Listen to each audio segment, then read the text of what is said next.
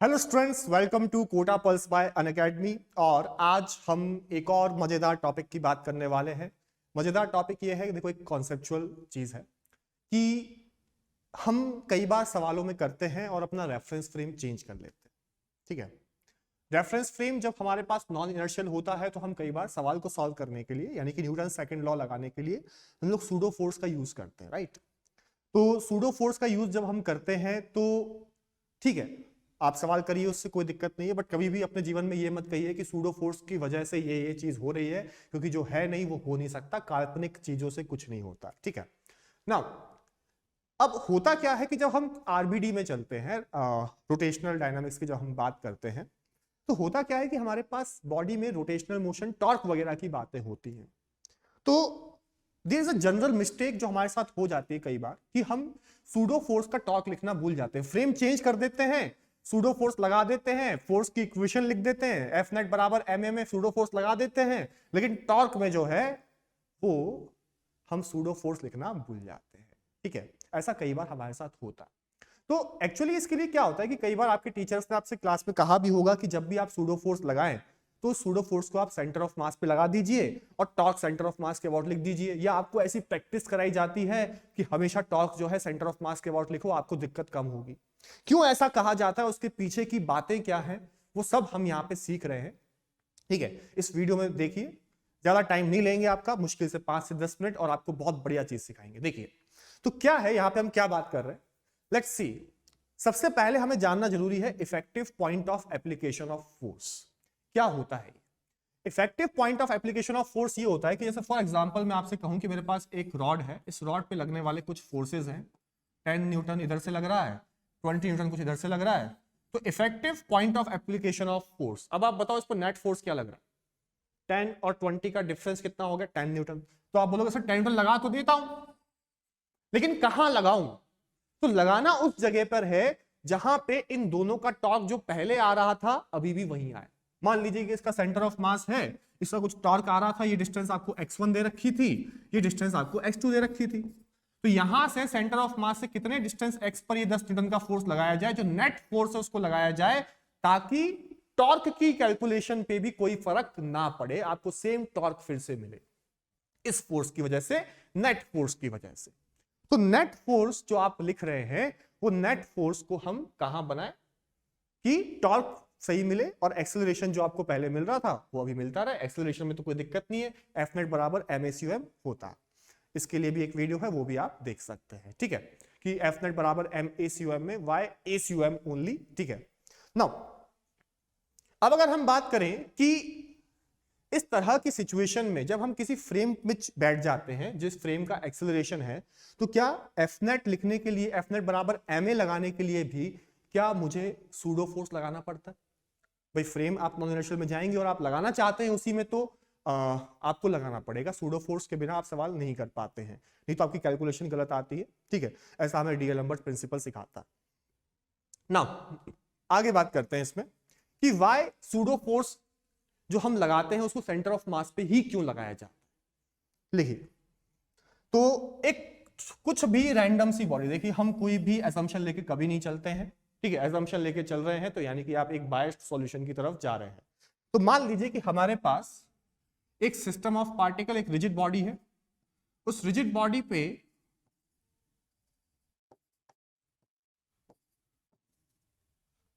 आप जो है इस तरीके से बहुत सारे पार्टिकल्स मान चुके हैं, और आप एक ऐसे फ्रेम में बैठे हैं जिसके पास एक्सेलरेशन है और आप सूडो फोर्स लगाना चाहते हैं। तो सूडो फोर्स जो आप लगाना चाहते हैं, क्या वो सिर्फ एक पार्टिकल पे लगेगा कि इस सिस्टम में जितने पार्टिकल हैं उन सब पे लगेगा। बताइए, क्या सब पे लगेगा, राइट। तो अगर मैं फर्स्ट वाले पार्टिकल पे सूडो फोर्स लगाता हूं तो क्या इस पे m1 इंटू ए लिखूंगा, opposite to the acceleration of, direction of acceleration of frame of reference. इसका मास, फ्रेम का एक्सेलरेशन और डायरेक्शन अपोजिट। क्या सेकंड वाले पर भी m2a लिखूंगा, थर्ड वाले पे भी m3a लिखूंगा, चौथे वाले पे भी m4a लिखूंगा। क्या इसी तरीके से ये कहानी चलती जाएगी? बोलिए, क्या ऐसे ही चलेगा? अब अगर हमें इस पूरे बॉडी पे किसी पोजीशन के अबाउट या किसी पॉइंट के अबाउट अगर मैं टॉर्क लिखना चाहता हूं इस सूडो फोर्स का, तो what will be the effective point of application of this pseudo force? Effective point of application मतलब जो टॉर्क मुझे इस केस में मिल रहा है, आगे अलग अलग जगह M1A, M2A, M3A लगा करके इस पूरे को समेशन करके, भाई जैसे अगर मैं इसको समेशन करता हूं तो समेशन क्या आएगा इसका, M1A प्लस M2A कहां तक। तो इस पूरे फोर्स को जो हमारे पास नेट M इंटू A आ रहा है, इस फोर्स को मैं कहां लगाऊं कि मुझे सेम टोटल टॉर्क मिले, उसे हम बोलेंगे effective point of application of this pseudo force, right. तो हम क्या करते हैं, एक टॉर्क लिखना शुरू करते हैं। भाई शुरू तो करें, जब तक करेंगे नहीं क्या मजा आएगा। चलिए शुरू करते हैं। तो सिग्मा नहीं, पहले सिग्मा नहीं, पहले हम एक एक वर्ड पॉइंट पे टॉर्क लिखेंगे, एक एक मास पे टॉर्क लिखेंगे। पहले वाले का पोजीशन वेक्टर थोड़ा सा कलर चेंज करके बना लेते हैं ताकि थोड़ा सा डिफरेंशिएशन दिखाई दे। ये हो गया R1 वेक्टर, ये हो गया R2 वेक्टर, ये हो गया R3 वेक्टर। क्या ऐसे ही बहुत सारे बनाए जा सकते हैं? टॉर्क का फॉर्मूला आप बताइए, R क्रॉस F। तो पहले वाले पार्टिकल पे सूडो फोर्स का टॉर्क R क्रॉस MA, दूसरे वाले पे R क्रॉस MA, तीसरे वाले पे R क्रॉस MA, चौथे वाले पे R क्रॉस MA। सर बस करो, सारे ऐसे ही रहेंगे, ठीक है, बात समझ में आ गई। तो ये हमारे पास नेट टॉर्क मिलेगा। एक काम करते हैं, इस नेट टॉर्क को थोड़ा सा छोटा करके लिखते हैं। तो net torque on this body will be is equal to sigma. क्या लिखेंगे? सिग्मा। हमें बहुत पसंद है सिग्मा, ठीक है। थोड़ा सा इससे क्या होता है कि चीजें शॉर्ट हो जाती है। इन सभी को अपन लिख दिया R क्रॉस MA। 1 रखोगे तो पहली टर्म आ जाएगी, 2 रखोगे तो दूसरी आ जाएगी, 3 रखोगे तो तीसरी आ जाएगी। जितनी टर्म्स होंगी वो सब आती जाएंगी और सबका एडिशन होता जाएगा। चलिए अब एक छोटी सी आपसे बात पूछता हूं कि अगर मैं इस तरीके से लिखता हूं A क्रॉस 2B वेक्टर या फिर 2A क्रॉस B वेक्टर, क्या इन दोनों के आंसर में कोई डिफरेंस आएगा क्या? भाई A क्रॉस B को 2 से मल्टीप्लाई तो करना है ना, क्या इन दोनों के आंसर में कोई डिफरेंस आएगा क्या? कुछ नहीं आएगा। तो अगर डिफरेंस कुछ नहीं आएगा तो इसी तरह का जुगाड़ मैं यहां पे अगर लगाना चाहूं तो क्या मैं इस M एक स्केलर है, मास है, यहां भी 2 क्या था, स्केलर है। तो स्केलर वाला कंपैरिजन करके क्या मैं इसको सिग्मा MIRI क्रॉस A लिख सकता हूं क्या? अब A वेक्टर एक कांस्टेंट वेक्टर है क्योंकि फ्रेम का एक्सेलरेशन हमारे पास कांस्टेंट है। तो अगर A वेक्टर हमारे पास एक कांस्टेंट वेक्टर है तो क्या मैं ये कह सकता हूं कि हम इसको सिग्मा MIRI को एक बार सिग्मा MI से डिवाइड कर देते हैं और एक बार सिग्मा MI से मल्टीप्लाई कर देते हैं। मल्टीप्लाई वाले में मैं क्रॉस नहीं लगा रहा हूं क्योंकि आप क्रॉस में इसमें कंफ्यूज हो सकते हैं, राइट। अब आप ध्यान से देखिए, ये जो टर्म है, ये जो फॉर्मूला है, ये किस चीज का फॉर्मूला होता है? M1R1 plus M2R2 plus M3R3 upon M1 plus M2 plus M3। चौथा होगा तो चौथा टर्म भी लिखेंगे। किस चीज का फॉर्मूला होता है? क्या ये RCOM का फॉर्मूला होता है? यस। तो ये आ गया हमारे पास RCOM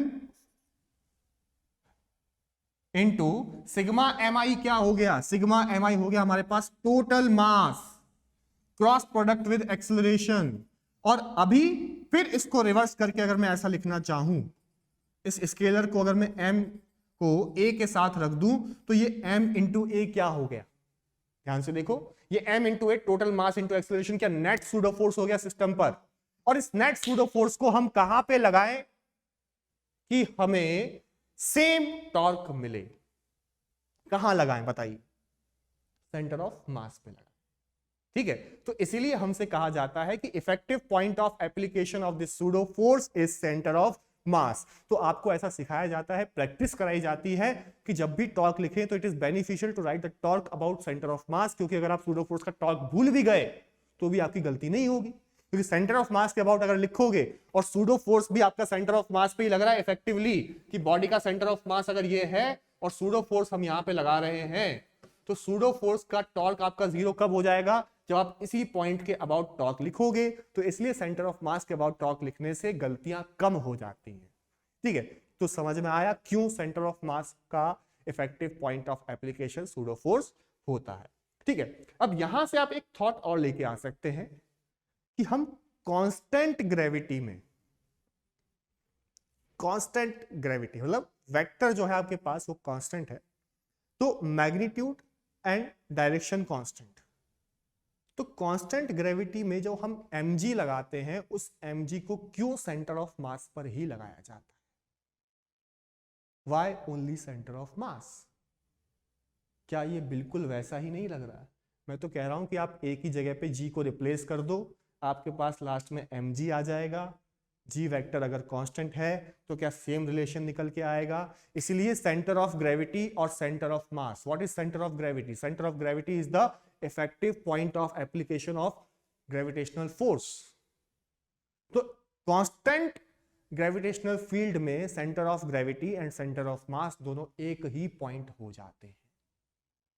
आई बात समझ में? ठीक है, तो थोड़ा सा कॉन्सेप्चुअल वीडियो था कि क्यों हम चीजों को करते हैं। अगर एक्चुअली ये हमें पता रहे तो हम बहुत अच्छे अच्छे सवालों में भी जहां कॉन्सेप्ट की बात होती है तो कॉन्सेप्ट में हम किसी से पीछे नहीं रहे। ठीक है, थैंक यू।